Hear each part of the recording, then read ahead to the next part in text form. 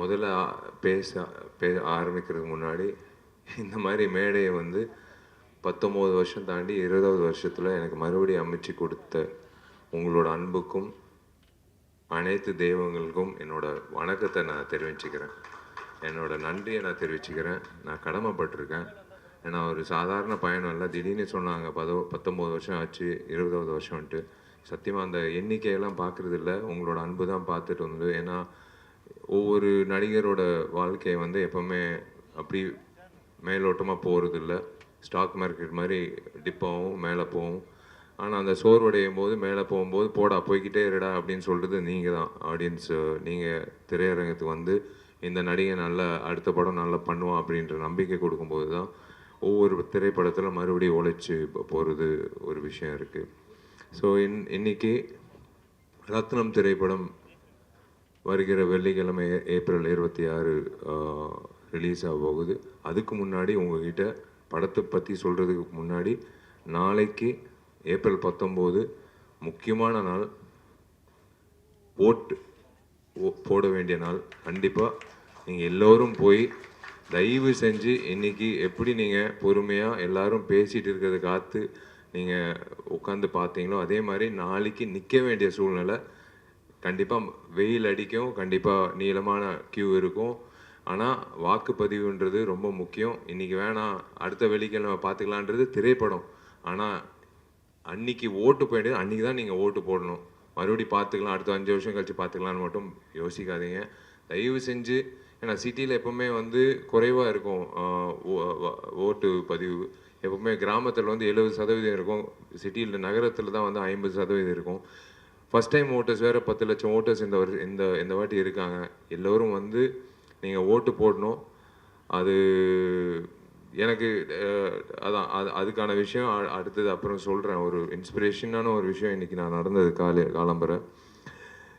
இது கண்டிப்பாக இந்த வெள்ளிக்கிழமை அடுத்த நாளைக்கு வந்து மறக்காமல் ஓட்டு போட்டுருங்க. அதே மாதிரி அடுத்த வெள்ளிக்கிழமை சம்மர் ஹாலிடேஸ் தொடங்குது. 26ஆம் தேதி ரத்னம் திரைப்படம் வரப்போகுது. இந்த பயணம், இந்த திரைப்படம் ரத்னம் ஏன் அப்படின்றது எல்லாரும் கேட்பாங்க.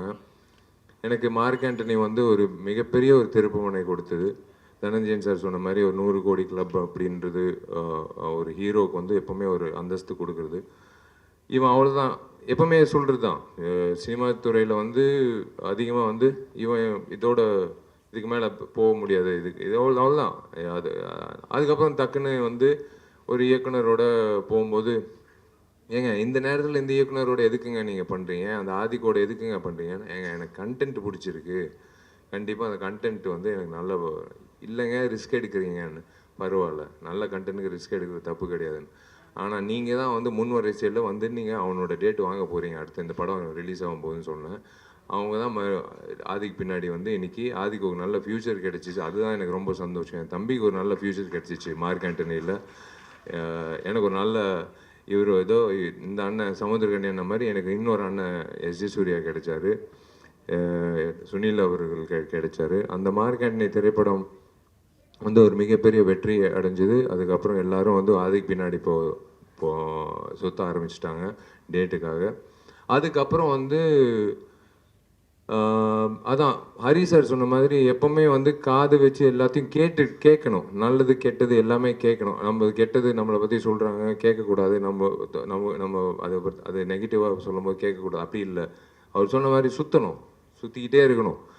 நம்மளை பற்றி என்ன சொல்கிறாங்க, நம்ம ஏதாவது திருத்திக்கணுமா, இப்போ இருக்க நடிகர்கள் என்னென்ன பண்ணிகிட்ருக்காங்க அப்படின்றது ஒரு பக்கம். பட் ஒரு விஷயம் வந்து எனக்கு வீட்லேயே ஒரு பெரிய ஒரு இம்சை. எங்கள் அம்மா ஒரு மிக தீவிரமான ஒரு ஹரி சாரோட ரசிகர். இது வந்து நாங்கள் எப்போவுமே இது எதுவுமோ தெரில, 8 வருஷம் கழிச்சு ஒவ்வொரு வாட்டி நாங்கள் சேர்ந்து வரோம். தாமிரபரணி, அதுக்கப்புறம் பூஜை, அதுக்கப்புறம் இப்போ ரத்னம். ஒவ்வொரு வாட்டி நான் ஒரு படப்பிடிப்பு போயிட்டு இருக்கும்போது 2 கேரக்டர் இருக்காங்க எங்கள் வீட்டில். ஒன்று எங்கள் அப்பா, ஃபஸ்ட்டு படத்துலேருந்து இப்போ வரைக்கும் ஏதாவது என் பேர் வந்துடுச்சுன்னா முதல்ல வந்து பேப்பர் கட்டிங் வந்து காலம்பரை கீழே இறங்கி வந்து உட்காரும்போது அவர் ஒரு பேப்பர் கட்டிங் கட் பண்ணிகிட்டு இருப்பார். என்னென்னா என் பேர் வந்திருக்கு, தினத்தந்தி, மாலை மலர், ஏதோ ஒரு பேப்பரில் என் பேர் வந்திருக்கு. அது வந்து விஷால் நடிக்கும் செல்லமே, விஷால் கலக்கும் சண்டைக்கோழி, விஷால் வந்து இந்த படத்தை தோல்வி அடைஞ்சார், அதெல்லாம் வந்து பேப்பர் கட்டிங்கன்னா பரவாயில்ல. இந்த கேரக்டர் எங்கள் நயனா எப்படின்னா, விஷால் பேர் வந்தால் போதும். ஒரு நாள் திடீர்னு கீழே இறங்கி வந்து அவர் சின்சியராக பேப்பர் கட் பண்ணிகிட்டு இருக்காரு.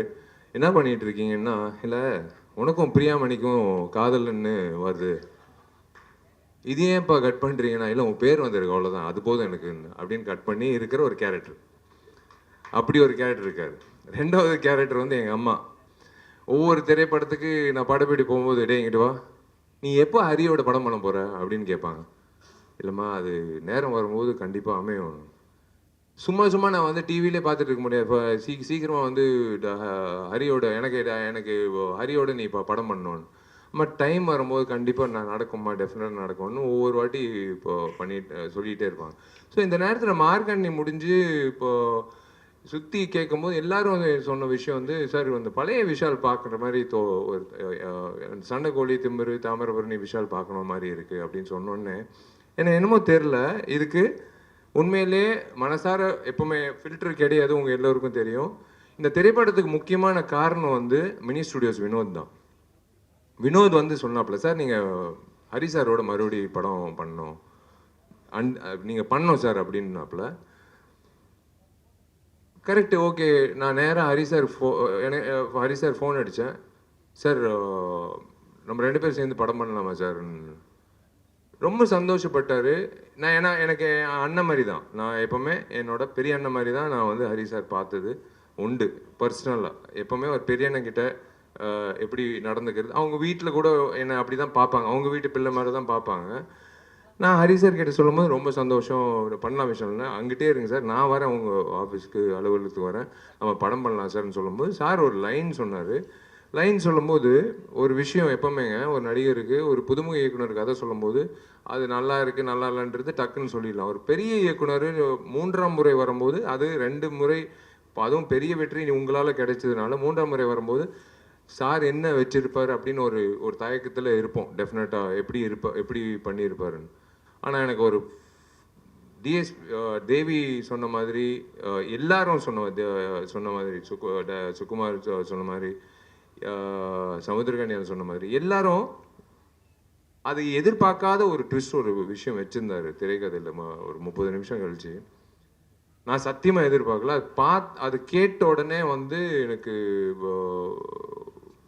டக்குன்னு ஹரி சார் சொன்னேன், சார் இது டெஃபினட்டாக வந்து எனக்கு பெரிய சந்தோஷம், கரெக்டான டைமில் நான் உங்ககிட்ட வந்துட்டேன். இது வேற ஒரு ஹீரோ பண்ணியிருந்தா கண்டிப்பாக நான் வருத்தப்பட்டிருப்பேன். எனக்கு கண்டிப்பாக அது பண்ணிடலாம் சார், கரெக்டாக பண்ணிடலாம் சார் அப்படின்னு சொல்லிட்டு கரெக்டாக கார்த்திக் ஸ்டோன் பெஞ்சுக்கு ஒரு படம் பண்ணலாம் பிரதர் அப்படின்னு அதுக்கு முன்னாடி நாங்கள் பேசிகிட்டு இருந்தோம்.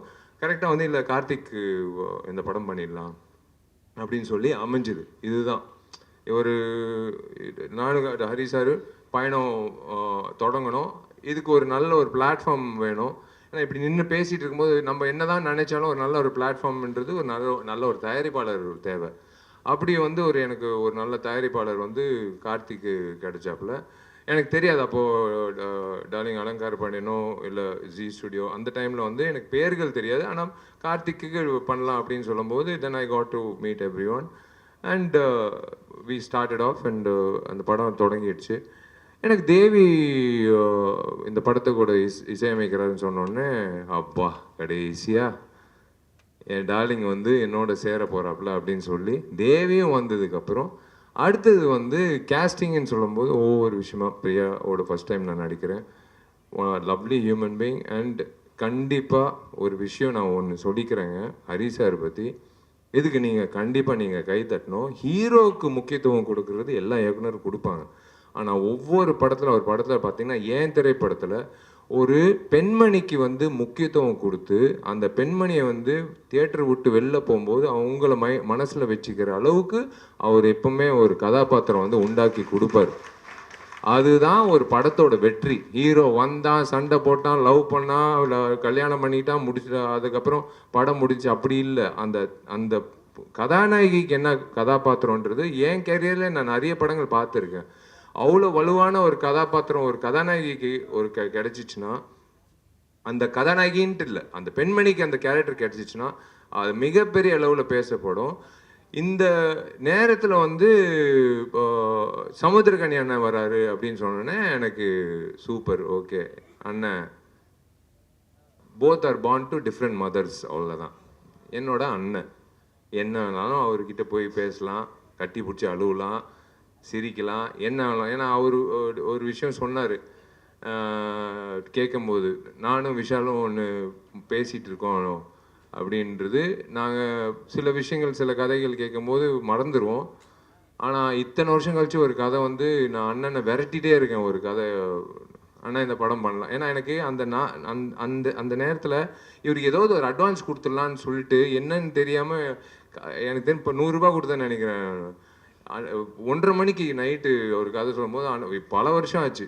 அண்ணா என்ன வச்சுக்குவாங்கண்ணா, யார் எந்த ஹீரோ நீங்கள் சந்திச்சிடாதீங்க, நான் தான் இந்த படம் பண்ணுறேன் அப்படின்னு சொல்லி நான் அதுக்காக தான் காத்துட்டு இருக்கேன். இப்போ தனஞ்சயன் சார் சொன்ன மாதிரி அடுத்தடுத்து போகணும்னு சொல்கிறாருல்ல, அதுக்கு வந்து முன்னுதாரணமாக வந்து நான் ஏங்கிட்டு இருக்கிற ஒரு விஷயம் வந்து, ஏன்னா எல்லா நடிகர்களும் எல்லா இயக்குநர்களும் நடிகர்கள் ஆகும்போது எங்களை மாதிரி நடிகர்கள் வந்து நாங்கள் இயக்குனர் தான் ஆகணும், வேறு வழி இல்லை. அதனால தான் துப்பறிவேல 2ல் வந்து நான் இயக்குனராக 25 வருஷத்தோட கனவு நினைவாகுது. அது நினைவாகுது, அது வருது, அது ரொம்ப சந்தோஷப்படுறேன். ஃபஸ்ட்டு வாழ்க்கையில் யோசிச்ச ஒரு விஷயம் என்னவா நான் ஆகணுன்றது, அது வந்து இயக்குனர் ஆகணும்னு நினச்சி அப்பா கிட்ட சொல்லி அம்மா கிட்ட சொல்லி இன்றைக்கி வந்து அது தேங்க்ஸ் டு மிஷ்கின் சார் அந்த அந்த கனவை வந்து முன்னாடியே கொண்டு வந்ததுக்கு. அண்ட் எனக்கு யோகி பாபு படத்தில் இருக்கார், ரொம்ப சந்தோஷம். ஆல்ரெடி அவரோட நடிச்சிருக்கேன். அவரோட இருக்கிற ஒரு விஷயம் எனக்கு என்னென்னா, ஐ லவ் பாசிட்டிவ் பீப்புள். எனக்கு ரொம்ப பிடிச்ச விஷயம் என்னென்னா, அவரோட ஒய்ஃப் வந்து என் தங்கச்சி மாதிரி தான். நான் வீட்டுக்கு போகும்போது நான் எப்போவுமே சொல்லுவேன், நான் வீட்டுக்கு வரேன் டார்லிங், சாப்பிட்றதுக்கு வரேன். எப்போ வீட்டுக்கு போனாலும் அங்கிட்டு கொஞ்சம் நேரம் உட்காந்துட்டு போகலான்னு தோணும். என்னமோ தெரில, ஒரு நிம்மதியான ஒரு இடத்துல, கோயிலில் தான் அப்படி தோணும். ஒரு நிம்மதியான ஒரு இடத்துல ஒரு உறவினர் வீட்டில் உட்காந்துட்டு போகிற மாதிரி இருக்கும் அந்த யோகி பாபு வீட்டுக்கு போகும்போதெல்லாம். யோகி பாபு கிட்ட அதாவது சினிமா தாண்டி வந்து நிறைய நட்புகள் வந்து நீண்ட நாட்கள் போய்கிட்டே இருக்கும். எங்கிட்ட இருந்தாலும் அவர் எப்படி இருக்காரு, அவர் என்ன பண்ணிட்டு இருக்காரு, அவர் நல்லா இருக்காரா அப்படின்னு நினைக்கிற நான், எனக்கு தெரியும் கண்டிப்பாக அவர் எப்பவுமே நினச்சிட்டு இருக்கிற ஒரு நபர். அந்த மாதிரி எல்லாரும் வரும்போது எனக்கு சுகுமார் டிஓபி அப்படின்னு வரும்போது உண்மையிலே சிவபதிகாரம்லாம் நாங்கள் 2 பேர் சந்திக்கும் போது அன்றைக்கி நான் தொடர்ந்த நட்பு. இன்றைக்கி வந்து மாமேன்னு 2 பேர் பேசிக்கிறது. அதுதான் என் வாட்ஸ்அப்பில் நாங்கள் 2 பேர் பேர் சொன்னதே கிடையாது. Sukumar has done a fabulous job. அதான் சொன்னேன்ல, ஒரு ஹரி வந்து பிறக்கும் போதே அவங்க அப்பா அம்மா வந்து அவருக்கு ஹரின்னு பேர் வச்சாங்க. ஏன்னா அவர் ஹரிஹரியாக வந்து கண்டிப்பாக வந்து வாழ்க்கையில் வந்து முன்னேற்றம், ஹரின்றது முன்னேற்றம் தான். அந்த முன்னேற்றத்துக்கான உழைப்புன்றது முக்கியம். அதுதான் ஹரி சார். சாதாரணமாக 3 படங்கள், 3வது படம் வெற்றி கூட்டணி அப்படியெல்லாம் அதெல்லாம் அப்படி எடுத்து வச்சிடலாங்க. ஆனால் இவரோட நான் வேலை செய்யும்போது எனக்கு ஒரு விஷயம் வந்து, நான் என் வாழ்க்கையை நான் ஓப்பனாக சொல்கிறேன், இந்த திரைப்படத்தில் என்னோட வாழ்க்கையோட போக்கு வந்து நான் மாற்றிக்கிட்டு இப்படி தான் இருக்கணும், என் வாழ்க்கை இப்படி தான் நான் வந்து வாழணும், இப்படி வாழ்ந்தால் தான் நான் நீண்ட நாட்கள் நான் போக முடியும் அப்படின்ட்டு இவரோட எனர்ஜி, இவரோட விஷயங்கள். விஷால் நாளைக்கு காலைல 7 மணிக்கு ஷார்ட் நோ ப்ராப்ளம் சார், 5 மணி கூட வச்சுக்கலாம் சார், நான் வரேன். அது என்னமோ தெரியல, அவருக்காக நான் வரணும்னு, அவருக்காக நான் உழைக்கணும், அவருக்காக நான் ஏதோ எனக்கு காசு கார்த்திக் கொடுத்தாப்புல அதுக்காக அப்படியெல்லாம் இல்லை. ஹரி சார் சொன்னால் கரெக்டாக இருக்கும். ஹரி சார் சொன்னால் உழைப்புக்கு ஏற்ற மாதிரி பலன் உண்டு அப்படின்னு எனக்கு தெரியும். அவர் தம் கட்டி சொன்னார்ல 5 நிமிஷம் காட்சி, உண்மையிலே வியந்து பார்த்தேங்க. சத்தியமாக ஒரு கேமரா வந்து ஒரு ஃபில்மாக இருந்திருந்தால் கண்டிப்பாக வந்து எடுத்திருக்க முடியாது. டிஜிட்டலாக இருக்கிறதுனால hats off to Hari sir's vision. நான் இந்த படத்தில் வந்து நான் சொன்னேன், சார் நான் இயக்க போகிறேன்னு நினைக்கிறேன், இந்த திரைப்படத்துக்கு அப்புறம் உங்களோட நான் உதவி இயக்குனராக நான் வேலை செய்ய போகிறேன் சார், நீங்கள் கண்டுக்காதீங்க சார், நான் அப்படியே பார்த்துக்கிட்டே இருக்கேன். I want to see how he is executing that சொன்னார். ஆனால் எப்படி எக்ஸிக்யூட் பண்ண போகிறாரு, சுகுமாரும் எப்படி எக்ஸிக்யூட் பண்ண போகிறாரு அப்படின்னு சொல்லும்போது எனக்கு சார் சொன்னார், 5 நிமிஷம் காட்சி விஷால், இந்த மாதிரி ஒரு காட்சி ஒரே ஷாட்டுன்னு ஸ்டிச் பண்ண போகிறோமா சார் அப்படின்னு நானும் கேட்டேன். இல்லை இல்லை இல்லை இல்லை இல்லை விஷால், 5 நிமிஷம் நம்ம ரிஹர்சல் பண்ணலாம், 2-3 நாள் கூட ரிஹர்சல் பண்ணலாம், ஆனால் ஒரே ஷார்ட்டில் எடுக்கிறோன்னு. பிளடி சேலஞ்சுங்க. இந்த இவருக்கு தேவையே கிடையாது அந்த மாதிரி பண்ணணும். கேட்டுக்கிட்டு பண்றாரு பாருங்களேன், அதுதான் வந்து அவரோட வெற்றிக்கு. முதல்ல இந்த படத்தோட வெற்றி வந்து இயக்குனர்கிட்ட இருந்து தான் வரணும். இயக்குனர் வெற்றி அடைஞ்சாதான் வந்து எங்களை மாதிரி நடிகர்கள் வந்து உங்க முன்னாடி வந்து நாங்கள் சொல்ல வேண்டிய விஷயங்கள் வந்து கரெக்டாக சொல்ல முடியும். அவரோட பாதையில் போயிட்டோம். அது எக்ஸிக்யூட்டட் பை டிஓபி சுகுமார். எப்படி, அதாவது ஒரு பறக்கிற கேமரா வந்து பிடிச்சா அந்த ஒரு ஆட்டம் வரும், அந்த ஆட்டம் வரக்கூடாது, தெரிஞ்சிடும் பிடிச்சிட்டாரு கேமராமேன்ட்டு. அதை பிடிச்சிட்டு இப்படி கொண்டு வந்து அந்த கண்டினியூ பண்ணும்போது என்னோட டார்லிங் கொரியோகிராஃபர், என் உடம்புல 109 தையல், 100வது தையலுக்கு நான் பார்ட்டி வச்சேன் என் நண்பர்களுக்கு. 109 தையலுக்கு முக்கியமான அதிகமான காரணம் வந்து என்னோட டார்லிங் வந்து கனல் கண்ணன் மாஸ்டரு. என்னை வந்து இன்னைக்கு ஆக்ஷன் ஹீரோ விஷால் வந்து ஆக்ஷனில் கலக்கிறாரு அப்படின்னு ஒவ்வொருத்தர் சொல்கிறதுக்கு முக்கியமான காரணம் வந்து சண்டைக்கோழியில் என்னை நம்பினார் இந்த கனல் கண்ணன் மாஸ்டரு. எனக்கு வந்து இன்னும் ஞாபகம் இருக்குது, சண்டைக்கோழி கிளைமேக்ஸில் பண்ணிகிட்டு இருக்கும்போது ஒரு கிக் அடிக்கும்போது ஃபஸ்ட்டு ரியாக்ஷன் இவர் தான். இவர் கேமரா இது மானிட்டர் எல்லாம் பார்க்க மாட்டார், அப்படியே உடச்சிட்டு போயிட்டே இருப்பார். ஏதாவது ஒரு எக்ஸைட்மெண்ட் இருந்தாலும் கிடைச்சேன் ஜாக்கி சான் அப்படின்னு சொல்லிட்டு அப்படியே போயிட்டே இருந்தார். நான் வந்து ரோப் ஷாட்டில் நின்றுட்டுருக்கேன், பிரேக்குன்னு சொல்லிட்டு அவர் பாட்டு போயிட்டே இருக்கார், நான் பாட்டு ரோப்பில் நின்றுட்டு இருக்கேன். அவர் வந்து ரசிக்கிறார், என்ன சொன்னாலும் செய்கிறாயா, பரவாயில்லையா, சூப்பர் அப்படின்னு சொல்லிட்டு அவர் வந்து தொடங்கின ஒரு விஷயந்தான். எங்களுக்குள்ள ஒரு இது, ஃபஸ்ட்டு தையல் வந்துருச்சுன்னா விஷால் படம் சூப்பர் ஹிட் அப்படின்னு. அதே மாதிரி தான் 12, அதுக்கப்புறம் 16, அதுக்கப்புறம் பூஜையில் மறுபடி 16. அவர் வந்து என்னென்னா தையல் வந்து விஷால் முடிஞ்சிச்சுல, தையல் முடிஞ்சுதா? ஆமாம் மாஸ்டர் போட்டாங்க, தையல் போட்டாங்க அண்ணா. அப்போ ஷூட்டிங் போயிடலாம் மாஸ்டர். தெரியுமே மாஸ்டர், பரவாயில்ல, அது பிரச்சனை இல்லை, அது இப்படி வச்சுக்கலாம் அப்படின்னு. அந்த மாதிரி வந்து கனல் கண்ணன் மாஸ்டரு, ஹரி சார், சுகுமார், அங்கிட்டு இருக்கிற ஃபைட்டர்ஸு, அங்கிட்டு இருக்கிற அசிஸ்டன்ஸு எல்லாரும் சேர்ந்து அந்த 5 நிமிடம் வந்து காட்சி அமைச்சது வந்து it is going to be a treat for all of you. It is something you can expect always from a new director to prove it, not from a senior director at this point of time in his career. அது பண்ணுறாருன்னா இன்னமும் நானும் நிற்கிறேன், உங்கள் மத்தியில் நானும் நிற்கிறேன், நான் உங்களுக்கும் ஈடு கொடுக்குறேன் அப்படின்னு சொல்லி பண்ணுற ஒரு விஷயந்தான். ஸோ அதுதான் எனக்கு ரொம்ப இப்போ சந்தோஷமாக இருந்தது. அதுதான் எனக்கு ரொம்ப பிடிச்ச விஷயம். இன்றைக்கி ஐ தேங்க்யூ ஃபார் அதான் உங்கள் எல்லோருக்கும் நான் ஏன் நன்றி சொல்கிறேன்னா, இந்த பொக்கே கொடுக்குறதெல்லாம் எங்களுக்கு இப்போ பழக்கம் இல்லை, எப்போ ரொம்ப காலமாக இருக்குது அந்த ஒரு விஷயம். ஏன்னா எனக்கு தெரியும் 5 நிமிஷத்தில் உங்கள் வண்டி பின்னாடி தான் இருக்கும், அது வாடி போயிடும் அதெல்லாம். இப்போது சிரிப்பு பார்த்தீங்களா, அந்த 2 பிள்ளைகள், நீங்கள் தான் இப்போ படிக்க வைக்கிறீங்க, நான் படிக்க வைக்கல, நான் படிக்க வைக்கிறேன். ஆனால் இன்றைக்கி ஒரு நிகழ்ச்சியில் வந்து 2 பேருக்கு ஒரு வாய்ப்பு கிடைச்சிச்சுல, அது நீங்கள் தான் வந்து இப்போ இன்றைக்கி வந்து அது உணர்ந்து நீங்கள் வந்து மதித்து கொடுத்தீங்களே, அதுக்காக தான் வந்து அந்த 2 பிள்ளைகளுக்கு வந்து படிப்பு கிடைச்சிச்சு. அதுவும் பெண் குழந்தைகள் படித்து முன்னேறினாங்கன்னா ஒரு பெரிய ஒரு சமுதாயமே பெரிய மிக சிறந்த சமுதாயமாக இருக்கும். அதுதான் வந்து எனக்கு ரொம்ப பிடிச்ச விஷயமா இருந்தது. இன்றைக்கி நீங்கள் உங்களால் இன்றைக்கி 2 குழந்தைங்க படிக்க வராங்க. ஒரு கேப்டன் மூலிமா வந்து நான் கற்றுக்கிட்டது வந்து எல்லாருக்கும் வந்து ராஜா பகதூர் தெருவில் யார் போனாலும் உள்ள அலுவலகத்துக்கு வந்து உள்ள கேப்டன் அண்ணன் உள்ள அலுவலகத்துக்கு வந்தால் சினிமா உதவி இயக்குனர், கஷ்டப்படுற உதவி இயக்குனராக இருந்தாலும் சரி, யாராக இருந்தாலும் சரி, பட்னியோடு வெளில போகக்கூடாது, சாப்பிட்டு போகணும் அப்படின்றது ஒரு விஷயம். 2வது உணர்வு வந்து நான் எனக்கு என்ன சாப்பாடு போடுறாங்களோ கடைசி ஊழியர் வரைக்கும், அந்த லைட் ஆஃபீஸர் வரைக்கும் ஒரே சரிசமமான சாப்பாடு, அந்த கேப்டன் சொன்னது. இன்னொரு கேப்டன் இருக்கார், அவர் பேர் முழுசாக சொல்ல மாட்டேன். அந்த கேப்டன் மூலிமா வந்து நான் மேற்கொண்டு நிறைய பேருக்கு சோறு போடணும் அப்படின்னு எனக்காக வேண்டிட்டு இருக்க ஒரு கேப்டன். நான் அந்த நம்பர் யாருன்னு நான் சொல்ல மாட்டேன். எனக்கு வந்து ஒரு விஷயந்தாங்க, தனஞ்சயன் சார் சொன்னது கரெக்டு. 100 கோடின்றது 200 கோடி 250 கோடி எல்லாரும் யோசிக்கிறது, நான் அந்த கோடிகள் யோசிக்கிறது இல்லை. என்னோட இயக்குநர்கள் தான் நான் நம்பிட்டு இருக்கேன். என்னோட ப்ரொடியூசர் என் மேலே இருக்கிற நம்பிக்கையில் நான் நடித்து கொடுக்குறேன்.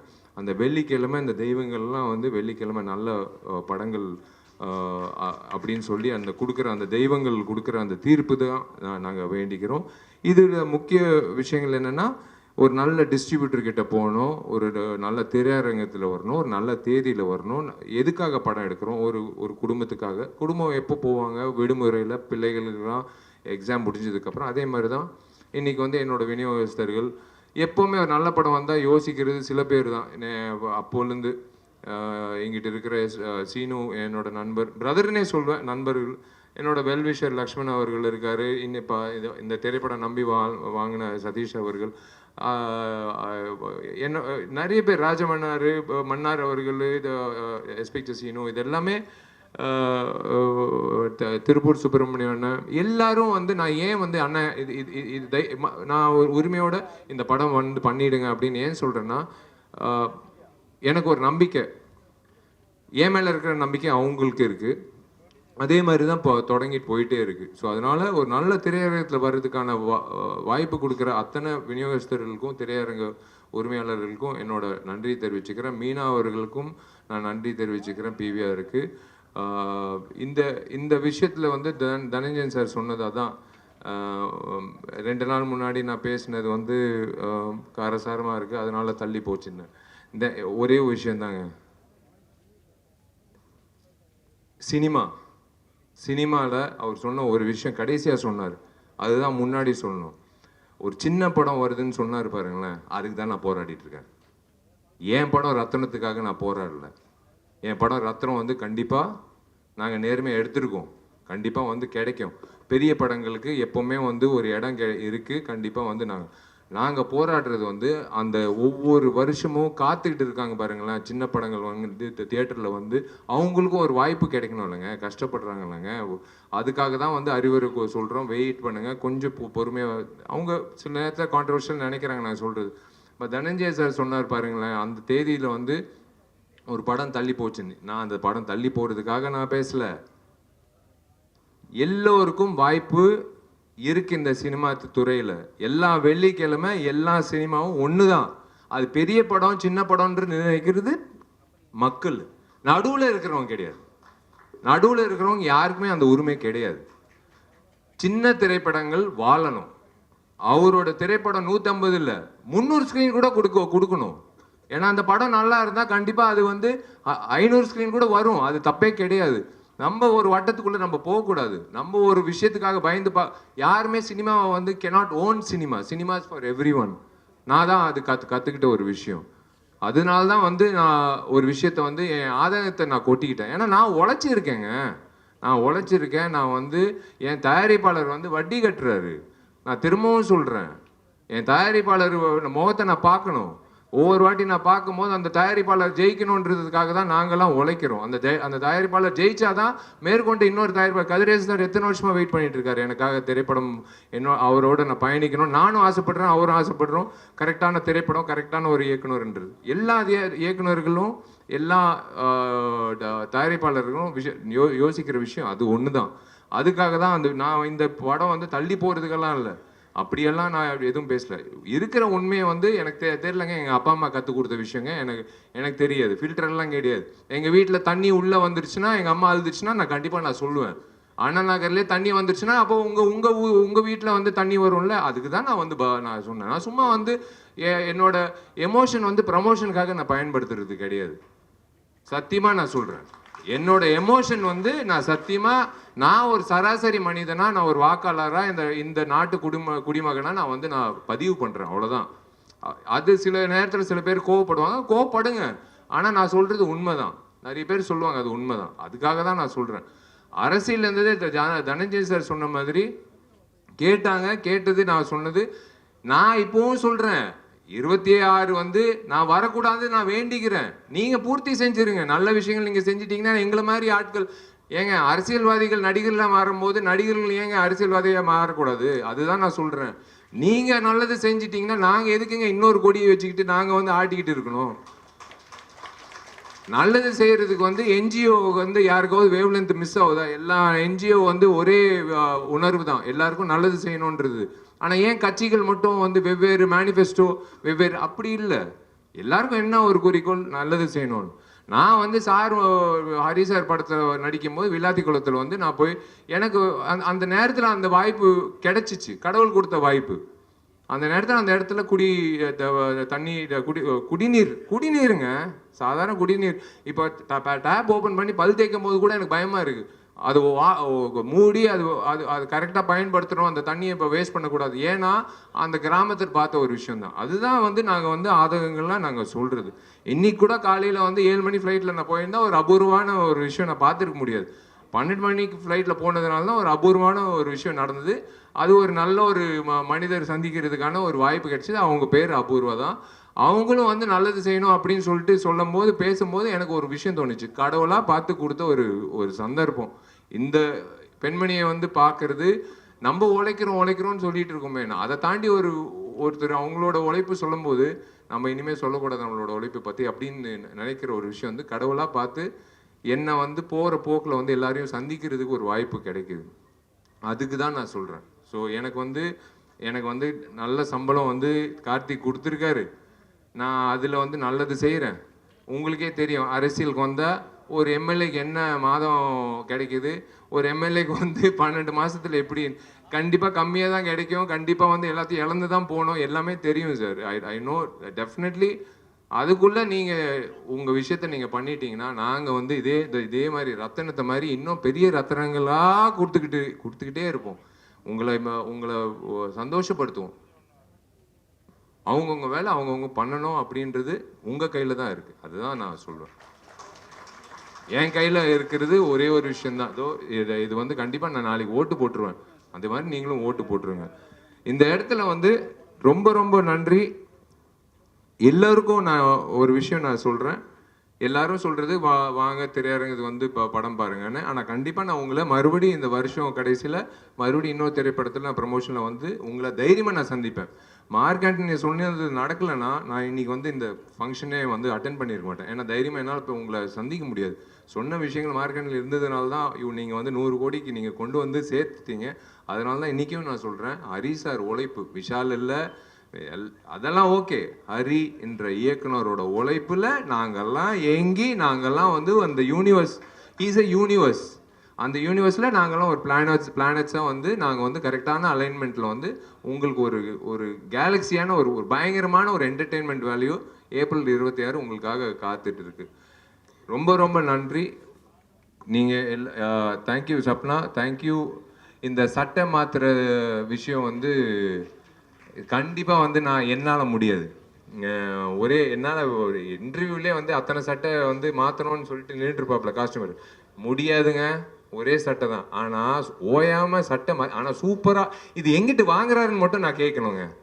ஏன்னா அதுதான் நான் ஃபஸ்ட்டு கேட்கணும். என்னோட டார்லிங் நிக்கிலுக்கு வந்து நான் நன்றி தெரிவிச்சுக்கிறேன். He's been there since long time with me. அதை பார்த்தீங்களா, 3வது சட்டை. இப்போ அதுக்குள்ளே நீங்கள் வந்து ப்ரெஸ் மீட் முடியறதுக்குள்ளே 4வது சட்டை. இல்லை காஸ்டியூம் வந்து நானும் ஹீரோயின் மாற்றணும்னு அவசியம் கிடையாது, இவரே மாற்றிடுவார்.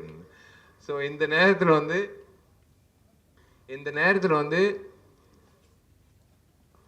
I would like to say one thing. எனக்கு நீங்கள் சொன்னது கரெக்ட் தான். First song Rajasundaram master song காதலிக்க மாசே இல்லைன்றது பயந்து நின்னேன். நல்ல வேலை எப்படியோ முடிச்சிட்டேன். அதுக்கப்புறம் வந்து ஏதோ இவர் உட்காந்துருக்காரு டார்லிங் தினேஷ் மாஸ்டர். அது எப்படி சொல்கிறதுன்னு தெரில. இந்த நட்பு எனக்கு ரொம்ப பிடிக்கும் அப்படின்னு 3 வார்த்தையில் சொல்லிடலாம். அது ஓகே. பட் என்ன ஒரு நடிகனா வந்து இவனும் வந்து செம்மையாக டான்ஸ் ஆட முடியும் அப்படின்னு நிரூபித்து காட்டினது பொறுமை வேணுங்க. 20 டேக்கு நீங்கள் பார்க்குறதெல்லாம் வந்து இப்போது ஒரு சிங்கிள் இதில் பார்க்குறீங்க. ஆனால் பொறுமையாக காத்துட்டு இருப்பார், அப்படியே நின்றுட்டு இருப்பார் அப்படின்னுவார். நான் பாட்டு ட்ரை பண்ணிட்டே இருப்பேன். அவரும் வெயிட் பண்ணி சிங்கிள் ஷாட்டெல்லாம் வச்சுருவார் எனக்கு. இப்போ பிஜிஎம் எல்லாம் அந்த நம்பிக்கை தான் என் மேலே இருக்கிற நம்பிக்கை. என் டார்லிங் வந்து தினேஷ் மாஸ்டர் வந்து எனக்கு லைக் அதான் சினிமா இண்டஸ்ட்ரியில் நிறைய நபர்கள் வந்து நான் இழக்கக்கூடாது அப்படின்ற பட்டியலில் இருக்கிற ஒரு நபர் வந்து Dinesh and his wife and his children. they are family to me. And தோ இன்னொரு ஏஜென்டினா அப்புறம் மிராஜ் 2 பேர் வந்து மறக்கவே முடியாது. நாங்கள் பண்ணுற சேட்டைகள் இவருக்கு தாங்க முடியாது. இவர் வந்து அவங்கள தள்ளி விட்டு என்னை வந்து படப்பிடிப்பு கொண்டு வருவார். அந்த வகையில் வந்து Dinesh being part of my journey in this 20 years and making and molding me as a better dancer. இது ஒரு பெரிய விஷயம். யாராவது விட்டுட்டேன்னா நன்றி. நான் ரசிகர்கள், நான் என்றைக்குமே உங்களை ரசிகர்கள் நான் சொல்லவே மாட்டேன். நீங்கள் தெய்வங்கள், என்னோட நண்பர்கள். நீங்கள் எல்லோரும் வந்து நீங்கள் போய் நீங்கள் சம்பாதிச்ச காசில் ஒரு துளி எடுத்துக்கிட்டு விஷால் நம்பி அந்த படத்தை பார்த்துட்டு என்னை வந்து இத்தனை வருஷம் நீங்கள் அழகு படுத்தி பார்க்குறதுல எனக்கு வந்து நான் கடமைப்பட்டிருக்கேன். அதனால் என்னால் முடிஞ்ச அளவுக்கு உங்களுக்கு திருப்பி கொடுக்குறதில்ல, இந்த சமுதாயத்தை திருப்பி கொடுக்குறதில்ல நான் கண்டினியூ பண்ணிக்கிட்டே இருப்பேன். கடன் வாங்கினாலும் சரி பரவாயில்ல, ஆனால் நான் என்னால் முடிஞ்ச அளவுக்கு நான் இந்த சமுதாயத்துக்கு நல்லது செஞ்சு நிம்மதியாக ஒரு 4 மணி நேரம் தூங்குறதுக்காக நான் பண்ணுற ஒரு விஷயம், அவ்வளோதான். வேறு ஒன்றும் இல்லை. இந்த இதுக்காக பப்ளிசிட்டிக்காக எல்லாம் இல்லை. நான் வந்து இன்னைக்கு நான் என்ன பண்ணேன் அப்படின்ற ஒரு விஷயந்தான். அதுதான் நான் ஏங்கிட்டு இருக்கிறது. அதுதான் எங்கள் அப்பா அம்மா கற்றுக் கொடுத்தது. நீ வந்து ஒரு அந்தஸ்துக்கு வந்துட்ட, நீ வந்து 4 பேருக்கு வந்து நல்லது செய்யும் அப்படின்னு சொன்னதுனால தான் நான் பண்ணிகிட்ருக்கேன். இந்த உட்காந்துருக்காங்க 2 பேர். எங்கள் அப்பா அம்மாவுக்கு வந்து நான் என்றைக்குமே வந்து கடமைப்பட்டிருக்கேன். ஃபஸ்ட்டு வந்து கல்யாணம் எப்போன்னு கேட்டாங்க. ஆர்யாவுக்கு அப்புறம்னு சொன்னேன். அந்த பரதேசி ஆர்யா கல்யாணம் பண்ணிக்கிட்டான். அப்புறம் வந்து அம்மா வந்து இப்போ ஆர்யா கல்யாணம் ஆயிடுச்சு, எவ்வளோ நல்ல பொண்ணு சாயிஷா கல்யாணம் பண்ணிட்டான், இன்றைக்கி ஒரு புள்ள பிறந்திருக்கு, நீ என்ன பண்ண போகிறான்னு. அம்மா பிரபாஸுக்கு கல்யாணம் ஆகட்டுமா, அதுக்கப்புறம் நான் கல்யாணம் பண்ணிக்கிறேன்னு. இப்போ வந்து அம்மா காத்துட்ருக்காங்க, ஃபோன் பண்ணி கேட்குறாங்க பிரபாஸுக்கு எப்போ கல்யாணம்னு. ஒருவேளை பிரபாஸுக்கு கல்யாணம் ஆச்சுன்னா சல்மான் பாய் இருக்கார், சல்மான் கானுக்கு ஆனதுக்கப்புறம் கல்யாணம் ஆகும். தேங்க்யூ, ரொம்ப நன்றி.